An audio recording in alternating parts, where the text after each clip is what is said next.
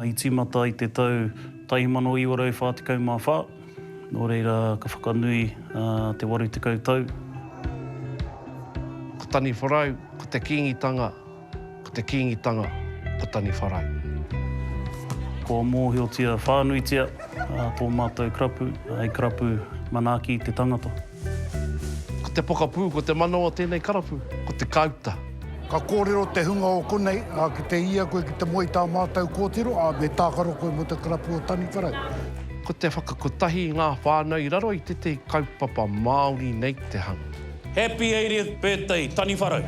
Homai te paki. The start of this Premier Grand Final 2024. Tai rawa ki te whira, anō nei ko tāwhiri mātea e whawhai ana kia tangaroa. Tani Wharau, e pakanga atu ana kia Ngārua Wāhia Panthers. Ko wai ka hua, ko wai ka tohu. Ke ara ke anō ngā kupu ato tāua kingi, kia Māori ai tāua, i te ao, i te pō. Ko Tani Wharau te karapu whai wāhia i rā mātāpono.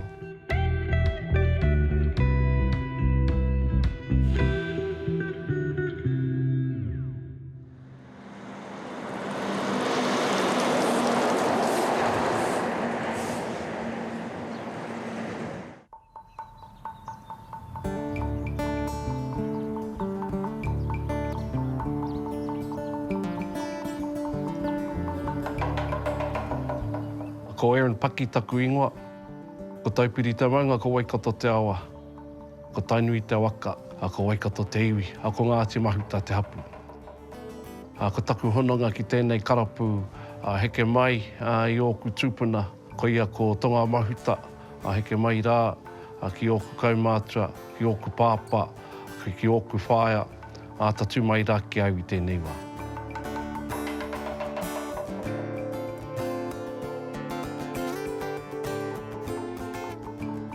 Ko Hāli Rahe tōku ingoa. Ko taupiri te maunga Waikato te awa, pōtatau te wherowhero te tangata. Ko Waikato te iwi, Ngāti Mahuta te hapu, ko Wāhi Pā te marae. Ai auri au i whānau mai ki tēnei krapu o Tani Wharau.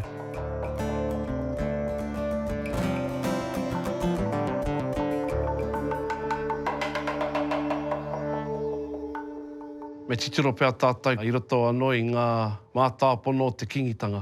Ki taku nei titiro, ko ia rā te tuāpapa o ngā pononga, o ngā mātāpono, o ngā uara o tō tātou karapu. Ko ia ko ngā mātāpono i whakatinana hia e ngō tāua tūpuna, e ngō tāua mātua, ka utonu ki era. Hea era, ko te whakaiti, ko te rangi Māori ko te manaakitanga, ko te atawhai, ko te aroha. Ko ia kei raro, ko ia kei runga, ko ia kei roto. Ngā mātāpono tō tāua karapu.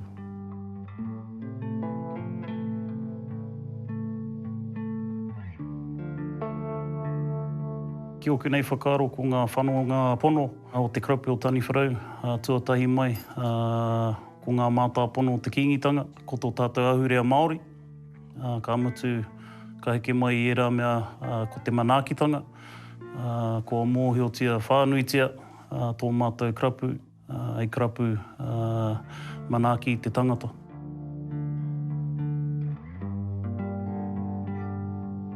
Tika tonu me whakaara ake i ngā tongi kura. E kore tēnei whakaoranga e huri atu ki aku mokapuna. Nā tāwhi anō tērā tongi kura i takato hei ara tohu o tētahi ara oranga mo te iwi. I tīmata i te tau 1944, nō reira ka whakanui te 80 tau, te krapu i tēnei tau. Tani Wharau running right to left on your screens there. Homa, for those of you just tuned in, I don't know who is who. It's Tani Wharau in the green and yellow, and the Ngāti Wāhia Panthers obviously in their traditional black and white. And we are underway. It is grand final time here at Rest Hills Park. Let's get ready to rumble. I tīmata tēnei krapu, nō roto mai i ngā mahi kaikiri. Nō reira mena ka hāngai tonu ki te iwi o rāhui pōkeka i taua wā, kāre kite i te hua i roto i tēte atu karapu. I huia i rātou i roto i te papakāinga i taua wā, ka hukanui āmuri. I hui, i kōrero, whakawhiti whakaaro, kātahi, kā rāka te whakaaro. Me tū he karapu hau. Ko tōne ingoa ko Tani Wharau. Tērā ingoa Tani Wharau, i hua mai, i whānau mai, a i roto anō i tērā kōrero, ko Waikato te awa, Waikato Tani Wharau. He piko he Tani Wha, he piko he Tani Wha. Ko tōna timatanga, ko ōna rokohanga, ko ngā kōrero, ko ngā pūrākau, me hoki no atu i te wā i mua tonu i te tūnga o tēnei karapu. Me whai whakaaro au ki tēte atu karapu, a koia ko kia ora. I ngā tau ko 1930, i tīmata ai tērā karapu a kia ora. Tērā te wā e kimi ana ngā tupuna i tetehi huarahi ki te oranga. Nō reira whakapai ana koia ka tapaina te ingoa, kia ora ki runga i tērā tīma. He tīma whānau, he tīma kaupapa, he tīma whakakāo, whakarauika, whakatōpū, i ngā tāne, i ngā wahine o tēnei takiwa. Tonga mahuta. Me hāngai taku titiro kia hukanui āmuri. I reira, i whakatū ai tetehi kāinga mō kingi mahuta, me tana hoaranga tira te marae, me ārau tama. Ka noho atu a te rata, kia wāhi, hoi anō, mo te marae, me ngā taina o te rata, i noho atu ki hukanui āmuri. Ko tonga mahuta tērā. I moi atu a tonga mahuta te oke whare, kātahi ka whānau mai a ko tōku kui a te marae.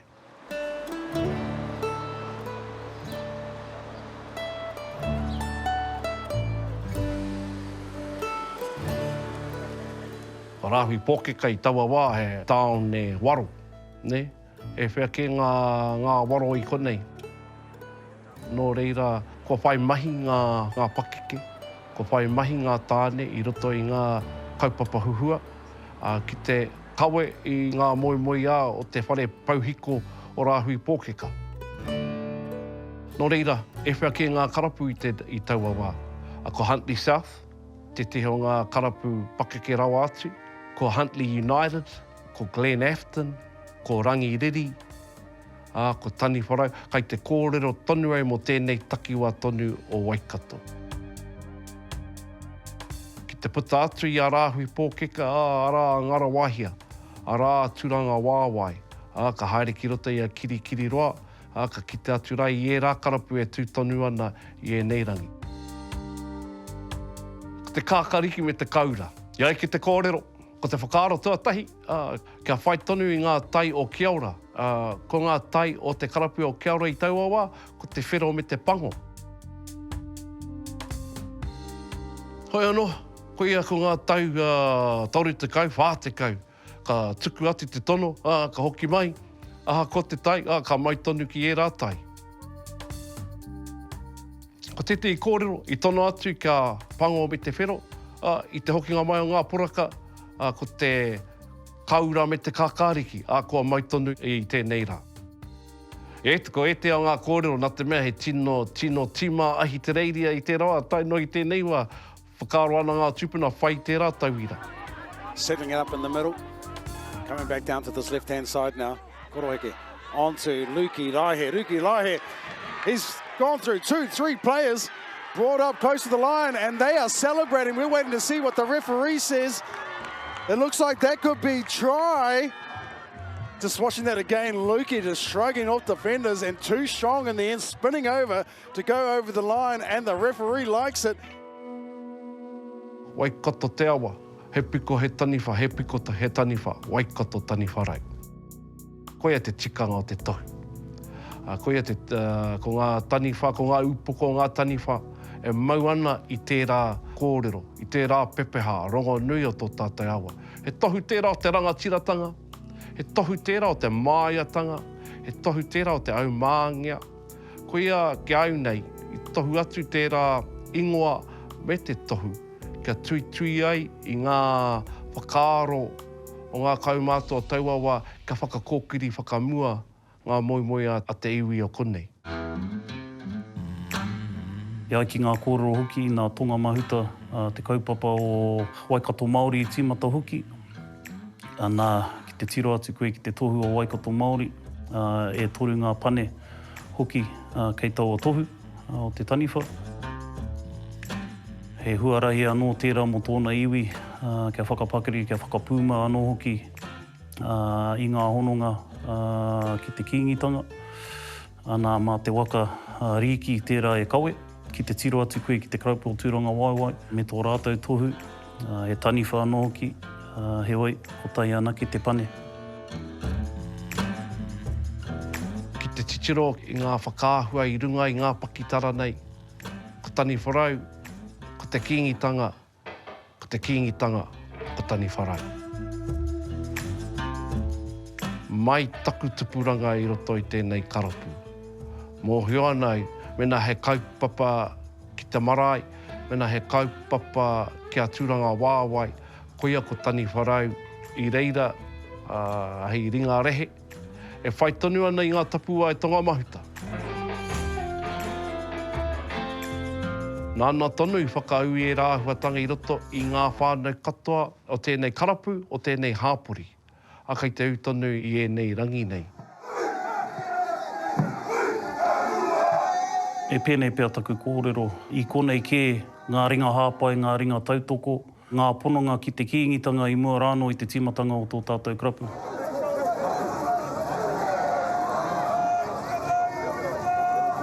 Hoki ake ki a tonga mahuta, ko ia tētahi o ngā tamariki o Kingi Mahuta, he teina ki a Kingi Te Rata. I reira kē te hononga o ngā whānau ki te kīngitanga, he wai, nā te tīmata o Tonga i te Karapū o Tani Wharau, i whai wāhi atu anō ngā whānau o konei, ki te whakapakari, ki te whakapūmau, i ngā hononga ki te kīngitanga.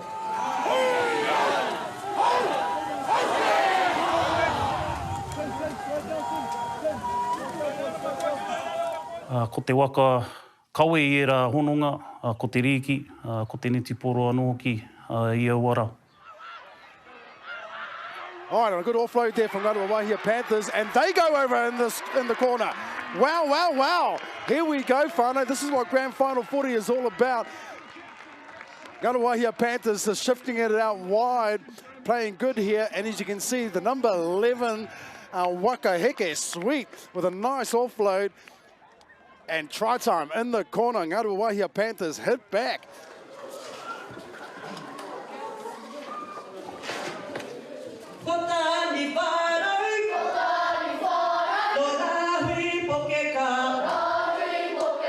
Tēnei Hāpori o Rāhui Pōkeka, me pono au Tāone Pohara. Ko ngaro atu ngā mahi maina, ko ngaro atu ngā mahi i roto i ngā tau nei. Nō reira, ko hunuku, ko neke atu, ko rere atu ngā whānau. Harikona.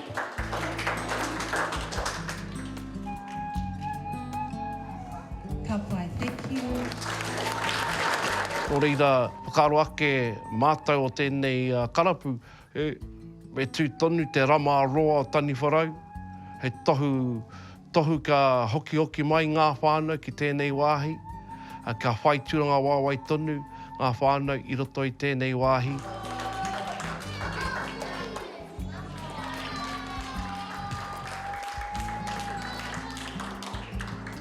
I roto i tēnei Hāpori e whea ke ngā kaupapa hauora. Koia hoki ko te whainga o tēnei Karapū. Karapū whai hauora, whai oranga, whakarau ora i ngā iwi o konei. I just enjoy being around the kids because they can give me more than what I could ever do for them. So to the parents for allowing me to be in your kids' presence, I'm truly grateful for that.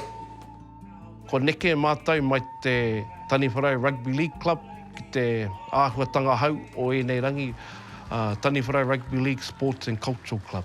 Nā te tikanga o tērā nukuhanga o tērā āhuatanga. Ka whātoro ngā ringa o Tani Wharau, ki te whānuitanga o ngā iwi o ngā tangata noho ana ki tēnei Hāpori.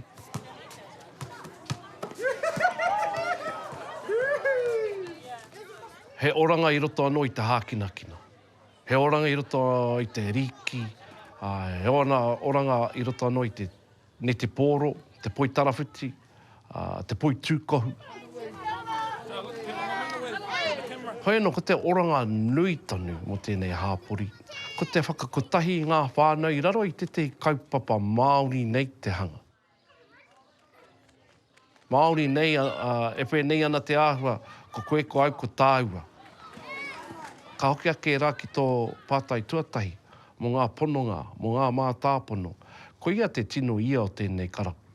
I reira ka whai hononga te tangata ki tēnei karapu. Kia auna ki te pātai mai hea te oranga, ko aua mātāpono, ko e rā hononga I Wainganui te tangata. Kia ara ake anō ngā kupu ato tāua kingi, kia Māori ai tāua, I te ao, I te pō, ko tani wharai te karapu whai wāhi ai, e rā mātāpono. They look to go wide as well, there's all. Bit of indecision there from... Oh, but the ball does go loose, and it is picked up. Toka Edwards into the corner. What does the referee say?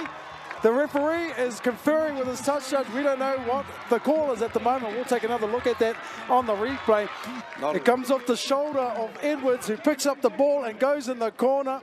But the try is not awarded, and that means that we go into this halftime break 12-all at the whānau Ngaruawahia Panthers versus Taniwharau.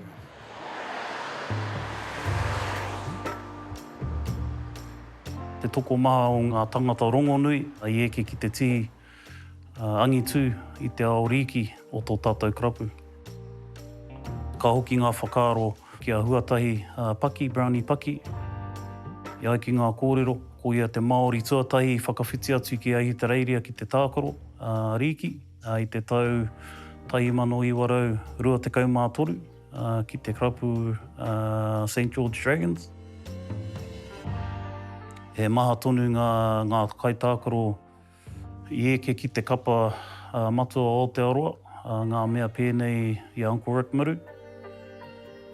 Waki awake, ka reo mohi o tērā tangata, engari ko rongo kōrero mōna, ko Don Parkinson tētahi, I eke ki te tīma matua o Aotearoa.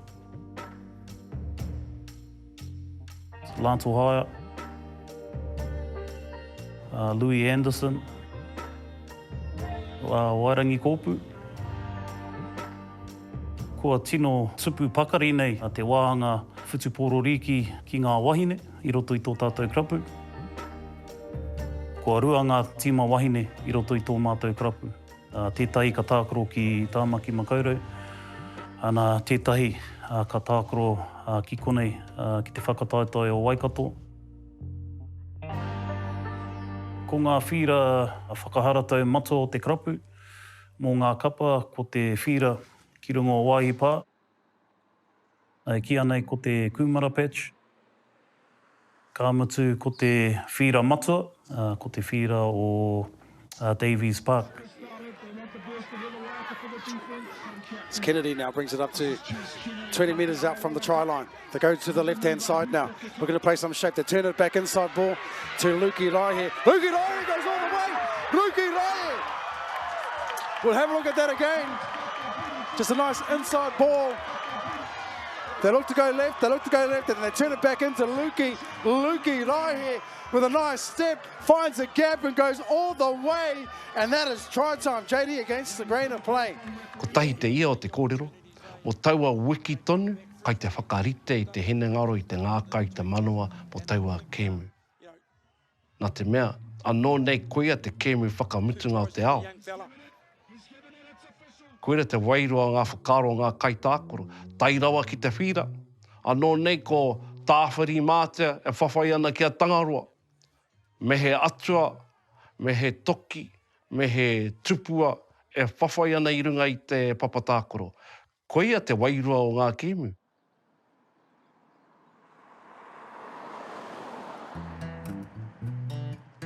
He nui ngā hitori o tēnei whare, nā te mea he nui ngā wahanga o tēnei whare. Ki te hokia ki te timatanga. I rangahau mātaua I tērā pātai I ngā tau ko pahure. Ko ara ake he whare karakia I te timatanga. Mai I reira, ana, ngā kaumātua o taua wā, I āpiti atu te tehi wahanga, āpiti atu te tehi wahanga, tai rawa ki tēnei wahanga o te karapu, ko tēnei te wāhi ka noho ai tātou, kaitahi, inuitahi, kōrero tahi. Ana, I roto anō I ngā tau, ko tahi mano iwa rau, whiti te kau mai iwa, I oti ai. Engari, tika tonu, kai ia wahanga o tēnei whare, he kōrero. See, pause? I'll double check. See what the Ringa plaque says. 1979, bro. Yeah, 79. Ka roha tō mātou whare e tūnei, tika tonu, kua heke tērā pakitara, kua raru tērā wahanga, kua raru tērā whare eti. Nō reira, ko te whakaaro, kia whakatū I te tehi whare hau. Hoi anō, he nui ngā ui, he nui ngā kōrero, he nui ngā hui I tū ai ki te taha o ngā mema kaumātua. Ko ia te aronga tuatahi. Kia takatoi te kaupapa I mua I tō rātau aroaro, kia māra mai he hai whai tēnei huarahi.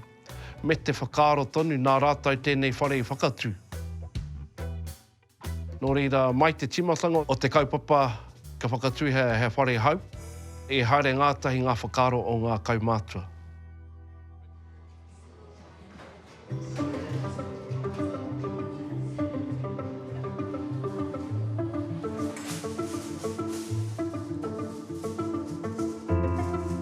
Ki tei te te whānui, nā tūmate mahuta, nāna te kōrero, ko te pokapū, ko te mano o tēnei karapu, ko te kauta.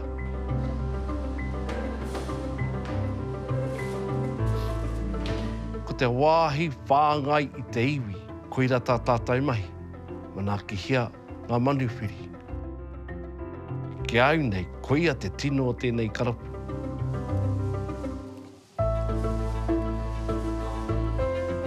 Koia tāku e whai nei, ka whai I o rātou tapu ai.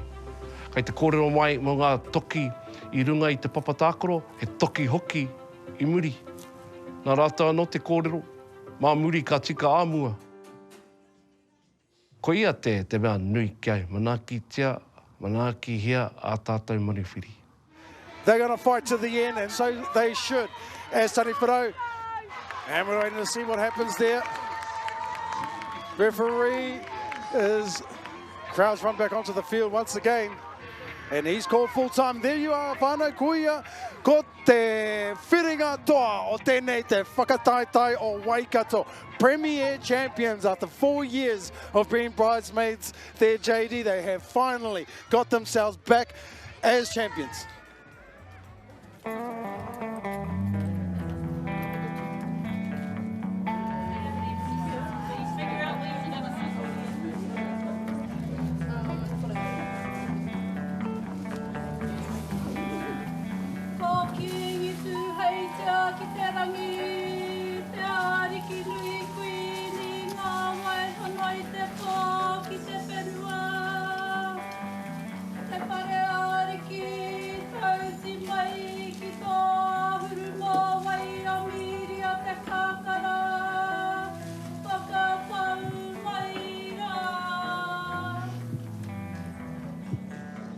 Ka pai, kia rā nō tātou.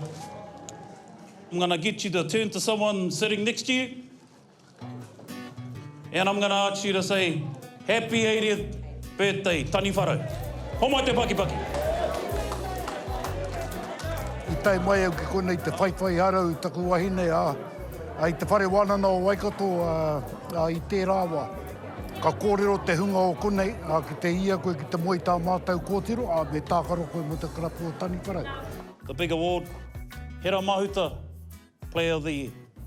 Ngāti Mahuta te hapu, wāhi pā te marae, ho mai koa te paki paki, Leah Reese Rangi, toka!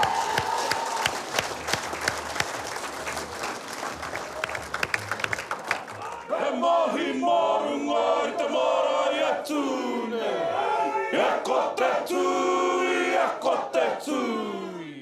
We're in good hands. It's gonna go for another 80 years or more even. Ho mai koa te paki paki, Malcolm Naura. Oh, it's a way of life. It's not a football club. We can't help it. We're part of the Tapatoru, you know, the Tani Whare Rugby League Club, the Wharikura o Rākau Mangamanga, Waipa. It's that triangle, and our life just deals around it. Ho mai kua te paki, mahana toka!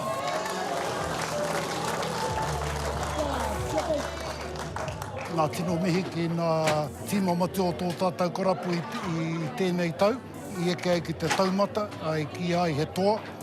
A kuirara te tino o wata, me pērā mo ake tonu atu. Enari kia kaha te whakaimi a te karapu, i ōna uri, whakatanata whenua, ngā manuhiri ka whakauru mai ki roto i a rāhui pōkeka, a ki o tātou marae konei, hoki. A kuirara ana, kia kaha hoki nāina ki te tautoko haere i te ariki nui a te koini kia nāwai a hono i te pō. Ka pai Chase, o mai te paki. Before we move on to the Tonga Mahuta Award whānau, our Premier Coach wants to say a few more words. Mōku ake, he hia nōku, kia ora anō ahau mo te rua tekau tau, haere ake nei. Kia whai wāhi atu ai au ki te whakanui i te rā whānau ko tahi rau o tō tātou krapu. In this year's 2024 Tonga Mahuta on 14 points, Homai te Paki, Mahingarangi!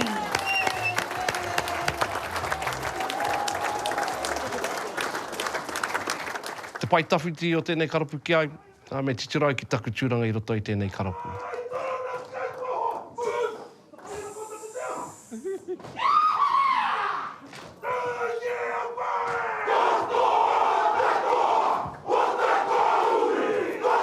He tia manai o tēnei karapu hoi anō, ko te tino o tēnei tūranga ki au, he kaitiaki.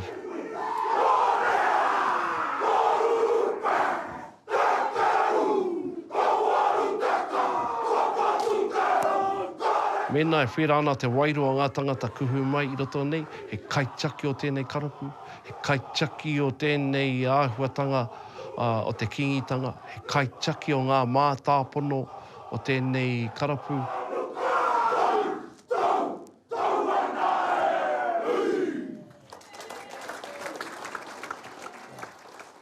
Ka koa te ngākai, ka whakaaro ai ira nā, ko tutuki. If I can ask for the chairman of Aotearoa New Zealand Māori Rugby League, the chairman of Pacifica Aotearoa Collective, and the board director from New Zealand Rugby League, JD, to come forward and present the A.S. Muir Trophy to your winners of 2024. Ho mai te paki, Tani Whānau!